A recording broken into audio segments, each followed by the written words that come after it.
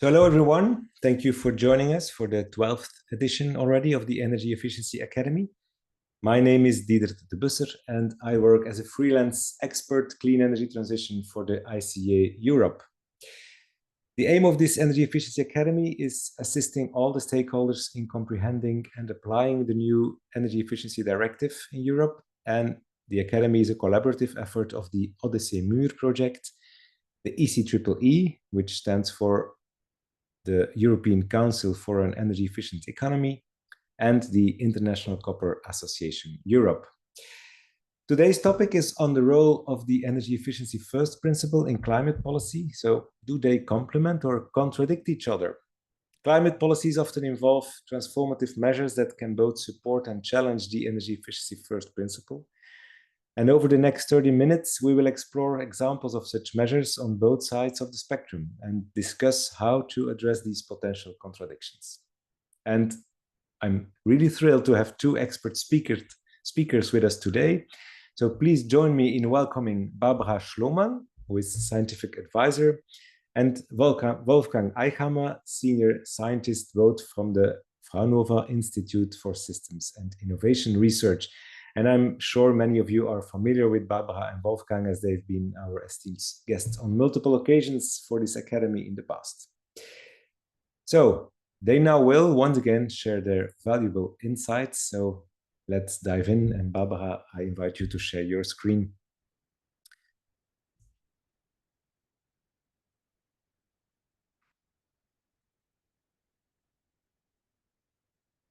Yes, we see your screen, Barbara. So the floor is yours. Yes, thanks a lot, Dieder, for this nice introduction, and hello to everyone. I'm very glad to have you all here, and I'm looking forward to an inspiring 1 hour. We are talking about the energy efficiency first principle and its role in climate policy. Well, the key question of today is how to integrate the energy efficiency first principle into overall decarbonization efforts. And I will start and first of all set the scene and say something about the role of energy efficiency in the past and in future, and the introduction of the energy efficiency first principle. And then my colleague will go on and give some examples how this principle both complements and maybe also contradicts climate policies. And I will then go on saying a little bit about energy efficiency in climate policy. I will show some examples from climate assessment reports from some advisory committee on climate policy, and then Wolfgang will go on with our proposal how to solve this possible contradiction of the energy efficiency first principle with climate policy. Well, starting with a slide with a result from the Odyssey Muur project from the Odyssey database. Here you see a decomposition of final energy consumption, and what you can see is the very important role of energy efficiency, but mainly technical energy efficiency, which more than compensates the mainly activity-driven increase of final energy consumption in that period, which in total led to a slight decrease of final energy consumption in this period of 22 years. But however, the slight decrease may not be enough to reach climate targets in future. Therefore, we will have to see how to increase this impact of energy efficiency, but not only energy efficiency, but in future it is very important also to include behavioral changes and avoided energy demand, also by not only by technical energy efficiency measures, but also by sufficiency measures. And this is also seen here. It's also one result from the net zero emission scenario modeled by IEA. As you can see here, around a quarter of the total emission reductions until 2030 and 2050 will be achieved by energy efficiency, but not only by technical energy efficiency, but as I said here, also by behavioral and other sufficiency measures to reduce, directly reduce energy demand.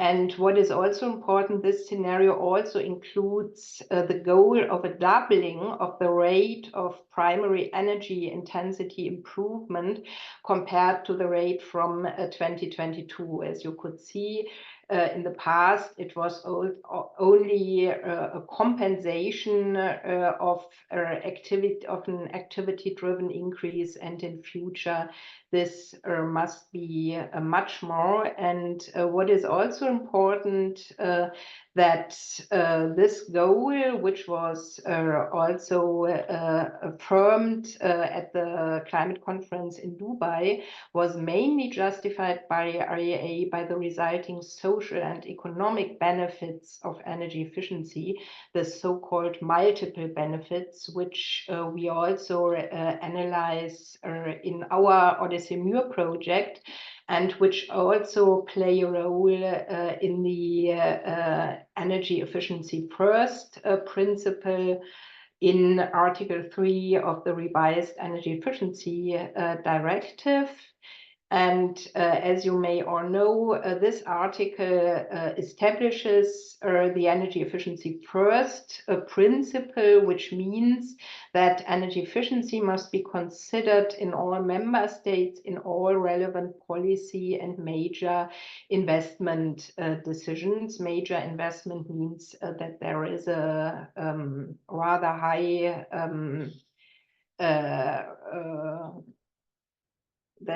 there is a rather high investment costs where this is necessary. And what is also important, and what is also topic in our Odyssey Muir project, is that cost-benefit analysis are needed, taking into account also these wider benefits of energy efficiency solution, that is these multiple benefits on health, on energy poverty, and so on. Well, that's the basis for our analysis, and now my colleague will go on. Yes, hello, everyone. Greetings to all, and thanks for participating in this webinar that shows your interest in this topic, and thanks also to Didert for this kind introduction. Now, in section 2, I would like to dive more deeply into how climate policies, on one hand, promote and how they contradict the energy efficiency 1 principle. Barbara, please, next slide. I built on a similar slide as Barbara has previously shown from IEA, which shows contributions of different pillars to climate strategies. This is a picture taken from IRENA, and on the left-hand side, there is my ranking. On the right-hand side, there is ranking from IRENA, and IRENA is a renewable energy agency and naturally puts renewables as a major pillar. But if you look at the figures as they are presented here, you see on one hand energy conservation, as Barbara already mentioned, as an important contributor with a quarter, similar to the renewables. And in a way, hidden, there is a further energy efficiency component in there, which is the third one, the direct electrification of end users. And I will in particular, in the following examples, elaborate more on this, because this is where climate policies are promoting, in a way, energy efficiency, while other pillars, which are mentioned here under 4, 5, and 6, notable sustainable biomass, hydrogen and derivatives, power to X, as well as carbon capture, storage and use, are in a way in danger to contradict energy efficiency first principle. And I would like to elaborate on this. And from this picture here, you can see if one takes 1 and 3 together, energy efficiency direct effects and the effects through electrification of the end use sectors, you see that the contribution may be in a way 45%, not far away from half of what needs to be achieved building on energy efficiency components. Next slide, please.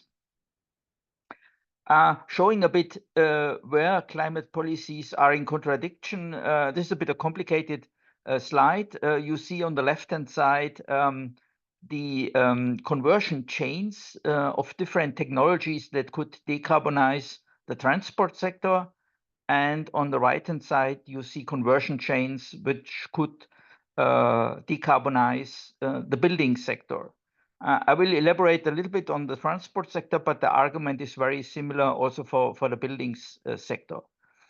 The 3 conversion chains, which are compared here, are on the one hand battery electric vehicles which start with 100% renewables power, because this is the basic requirement for battery electric vehicles to save CO2. And you see through the conversion chain from renewables to the final use of mechanical energy in the car is 69%, so 100% renewables in and 69% we take out for mobility for the car. If you go to other chains, conversion chains, and on the right-hand side for the transport sector, you see the chain which is coming from renewables, then going through the production of hydrogen from renewables, electrolysis, and then conversion to synthetic fuels, using the synthetic fuels in our normal internal combustion engine, which has a fairly low efficiency of 1/3. And in the overall chain together, we end up starting with 100% renewables, we end up with a 13% chain efficiency here. In the middle, we have fuel cell vehicles, which are a bit intermediate. Still, they end up with a 26% conversion efficiency. So comparing left side and right side, you see that the chain efficiencies here between battery electric vehicles and hydrogen-based or power to X-based internal combustion engine is roughly speaking a factor of 5. Which naturally has enormous impacts on the demand for renewables, which is behind here. And I don't elaborate on the right-hand side, but a similar argument goes for the buildings where electric heat pumps on one hand represent the electricity-based chain, and on the other hand, the hydrogen or power synthetic methane-based gas condensing boiler, the other part of the chain. Next slide, please. Looking at what this means in overall terms, this slide compares these different decarbonization options for the transport sector. And you know, transport sector is comprising passenger cars as well as goods transport. And I'm mainly focusing on the passenger cars here, but other arguments, similar arguments are also raised for the goods transport. You see at the lowest level here in red, what in the EU we are currently using in terms of energy for the transport sector, both goods and passengers, and it's more than or nearly 4,400 terawatt hours here. When we go to the chain efficiencies for decarbonization, like for example, power to X, synthetic fuels, you can see that we are more than doubling the present energy demand, which concerns, as I said, both goods transport and passenger transport. If we go for the fuel cell, we have a chance maybe to still keep it in a similar range as today, but still increasing the demand. And when we go for the final consumption of transport through electrification, which is the fourth column here from the bottom, we see that the energy demand of the European transport sector would be 1,815 terawatt hours, so much less than the 4,400 which we are using today on the oil-based economy. And this shows how such a climate strategy also leads at the same time to a large reduction in the demand for energy. So where climate policies and energy policies go hand in hand. Nevertheless, as Barbara already pointed out, there are a number of sufficiency-related issues which even for such important climate policies that also reduce energy consumption would have a major impact or have a major impact. And for that, I have made calculations on the impact of the use of SUVs, so large cars, as we are running them today. European Union is now having 50% of SUVs in the new cars here. And I did a calculation here, for example, of the impact of the car weight over the past 40 years that increased from 1 ton to 1.5 ton on average in the European Union. And you could see if we would keep it at a similar weight as previously, we would only use in the electrified version 1,548 terawatt hours when it comes to the weight. And also SUVs have an unfavorable, I would say, area with respect to the air resistance, here represented by what is called the drag area. And taking this effect into account, we could even only consume 1,388 terawatt hours if this effect would be corrected. On the opposite, if we go for 100% SUVs, as we are on the trend for today, we may end up with 2,268 terawatt hours, so considerably higher than we would use today, still better than today's energy consumption, but destroying to quite some degree these savings that we would have. Next slide, please. Let me also recall from these different climate pathways that we have additional impacts, environmental impacts. And usually when we argue for energy efficiency, we point to the multiple benefits as related to fossil fuels. And you see the ugly landscape on the lower picture, which is from coal mining. And indeed, this is one of the impacts and further impacts are related to health impacts and so on. But nevertheless, and you see that from the upper two picture, also the renewables world is linked with quite a lot of negative impacts, which have to do with area use, it has to do with impacts on the landscape, on the value as felt by the people in the landscape, on material uses and so on. And in a similar way, also transmission lines, for example, have major impact and lead to quite a number of resistance also. Next slide. This is another example of price we would have to pay when we go for climate strategies, which are very material intensive. This is a picture as so-called direct air capture could look like. Direct air capture captures CO2 from the atmosphere and has to be used, for example, in the case if we use synthetic fuels for transport, for example, or for processes where the CO2 is blown into the atmosphere. And in order to have a true carbon recycling, we have to remove it from the atmosphere. We have either possibilities to do it from land use changes, so more sources in the land use, but this is highly uncertain and highly difficult to control, or mechanisms like, as here in this picture, direct air capture, so CO2 is washed out from the atmosphere with enormous efforts on energy and also enormous efforts of material, given the million tons we have to wash out from the atmosphere still. And this shows another view in these additional environmental impacts of carbon neutrality strategies, which do not implement energy efficiency first, really in priority. Next slide, please. With that, I hand over to Barbara for the next part of the presentation. Yes, thanks a lot. I will, before we show where our proposal for a solution of this contradiction between energy efficiency first and climate policy, I will show a little more on the role of energy efficiency and energy efficiency first in climate policy.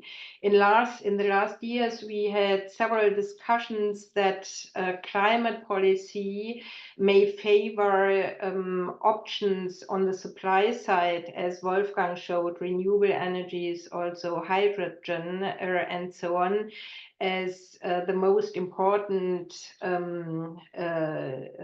options to reduce greenhouse gas emissions, and not so much energy efficiency and energy efficiency first. But I think in the last years this changed. Having a look at IPCC working group 3 on mitigation, they had a very nice graph in their report, which was also shown by Diana Oerge-Forsatz in a presentation at the EECP summer study. Maybe some of you attended that, and it really shows the very important role of reducing energy demand, both via energy efficient technologies, but also by changing living standards, and that this is a very important part to reduce greenhouse gas emissions. And it also shows on the right side the social dimension of climate policy, because as you can see there, the consumption of the top 10% in the world is 37%, and the consumption of the other 90% is also only less than 50%. Therefore, also this social dimension, which gets more and more important, is shown here. Coming to the European Scientific Advisory Board on Climate Change, which was established in 2021 together with the European Climate Role. And I think in their last report from January, in their assessment report, energy efficiency and the energy efficiency first principle played really a key role towards the goal of reaching climate neutrality in the EU in 2050. And they also emphasize that the multiple benefits of energy efficiency, which we already showed here, have to be taken into account, and they both state some implementation gaps for the energy efficiency first principle, and also an ambition gap here, and also give some recommendations to change that. And I think this really fits very well to what we aim at both in the Odyssey Muir project for many years, and in other very similar projects on multiple benefits, as for example the MICA project, or on the energy efficiency first principle. And it's good to see that this board also emphasizes the role of energy efficiency first. And the last slide I want to show is an approach of my council, the German Council of Experts on Climate Change, also a rather new council established in 2019. And I'm a member in that council. And we, in one of our reports in 2022, we made this picture to show the several fields of action which can be addressed and have to be addressed by climate policy. And we also show that energy efficiency especially played a very big role in the past to reach greenhouse gas emission reductions in Germany, but mainly addressing technical potentials and not so much behavioral potentials. And we also emphasize the very important role of activities for the increase of energy consumption and emissions in the past. Remember the first slide I showed from the Odyssey database, and and we now work more on suitable policies to address all these options. What we did not make is a prioritization of these options, which is, I think, very important and stands behind the energy efficiency first principle, and how such a prioritization could look like. This will now again be shown by Wolfgang.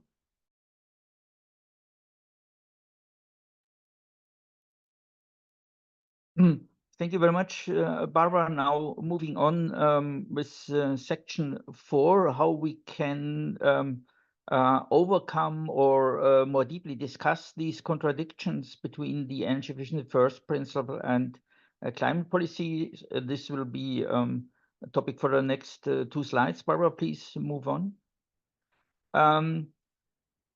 We have seen from what Barbara has been discussing that the energy efficiency first principle has received now much more attention, in particular through the inclusion in Article 3 of the European Energy Efficiency Directive. And so naturally, putting at the top of our efforts the energy efficiency first principle to minimize demand is a very important point that will keep us busy for the coming years as we work on the translation of the Energy Efficiency Directive into practice. And we have also seen the parallel importance of the sufficiency question. And I think somewhere in the chat, Didier Bosbeuf, he talked about energy sufficiency first principle, which is in a way a very important additional contribution to the energy efficiency first principle. Nevertheless, when it comes to decarbonization, there is more in the pyramid, and I have on purpose here reversed the pyramid that goes from a broader basis on the top from the energy efficiency first principle to the point of the pyramid, which is here at the lower end, and which in a way symbolizes the contributions which different pillars should or could make to overall transformation of the energy system towards climate neutrality. In order to implement a more broader hierarchical principle, and include the energy efficiency first principle in all of the choices concerning different climate neutrality pathways. And so next to these direct contribution of the energy efficiency first principle, there are further points to consider. Second, we had a deep look in particular in the electricity sector and its importance for energy efficiency. You remember these examples from the transport sector and from the building sector and industrial sector shows also patterns like this. So the second priority after the direct implementation of the energy efficiency first principle is the prioritization for decarbonizing the electricity sector, because without this decarbonization, we cannot really implement this hierarchical principle. And so it's very important, including also for countries or discussions that talk about exports of hydrogen, exports of electricity and so on, that the first objective is really to decarbonize the electricity sector to take full advantage of this energy efficiency first principle. The third component here in this hierarchical principle is that we should give further priority to the use of alternatives of climate neutrality pathways, which are based on renewable energy sources and have similar services but with lower environmental impact. What does it mean? It means, for example, that the direct electricity use, as it leads frequently to less energy use, to less impacts, multiple impacts, as we have seen previously, to emphasize the direct electricity uses in most cases where this is an advantage as compared to other ways of providing climate neutral fuels. The same holds for sustainable biomass. It is an advantage in a way because the biomass is already there, but it must be sustainable, and we see the limitations here, and it can be potentially combined with CCUS. But again, the sustainability limits to a large degree this pathway. As an example, airplanes would benefit from kerosene, which is based on biomass, sustainable biomass, but we have limited resources. And when we compare, also when we look also at the growth of the air transport, then we see the limitations coming from this pathway, and especially other ways of limiting energy consumption, load factors of airplanes, their energy efficiency in itself, and so on, become much more important. And the final part, and I would say maybe the smallest contribution to the overall climate neutrality, must come from fuels which we cannot avoid, which are not ideal to decarbonize, like hydrogen, due to the chain losses we saw, the synthetic products, power to X, or a CCUS, which uses additional energy to take the carbon out from, for example, the air or from point sources and so on. So for some streams, CO2 streams, it is necessary, or greenhouse gas streams, it's necessary, but we should avoid them according to this more generalized hierarchical principle of energy efficiency first, as much as we can. And we think that such a hierarchical principle should be integrated into the governance structure of the transformation of the energy system. And this holds both for countries who strive for importing carbon neutral carriers, or also countries that are exporting such carbon neutral carriers that can be renewables itself. It can be hydrogen power TX, or it can also be carbon capture use and storage services in a way. Next slide, please.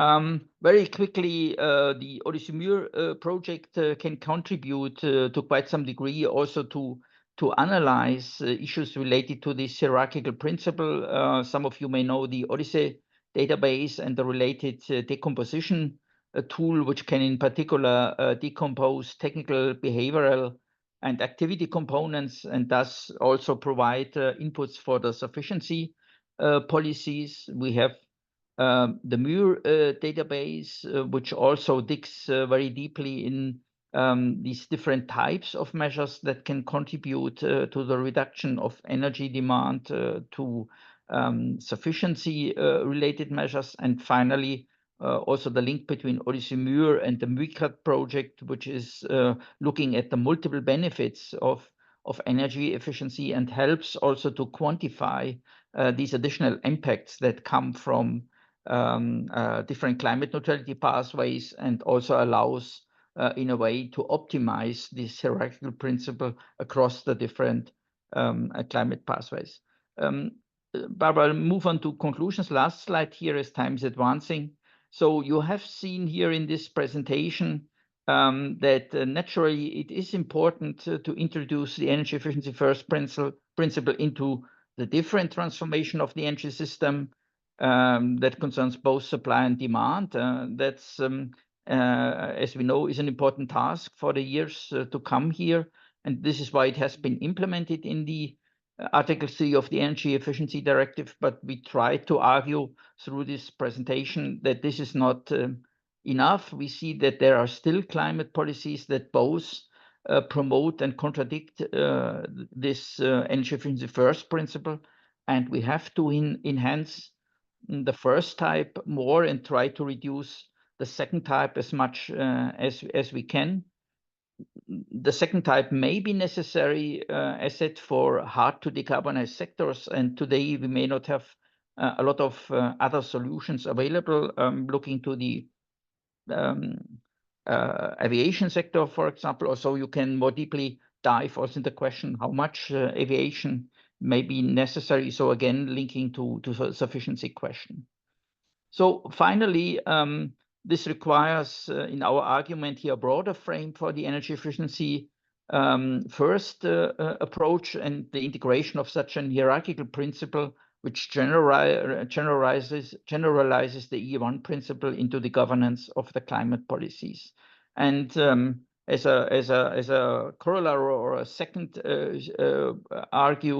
argument is these sufficiency-related energy savings also need to be key target policies, because if we go for climate policies who have a large share of contribution of pathways that increase energy demand, the sufficiency related effects, or the opposite, our comfort related effects, will even more explode the energy needs that are behind those solutions. And I think with that I will stop here, and we have still a little bit of time for discussion. Thank you very much.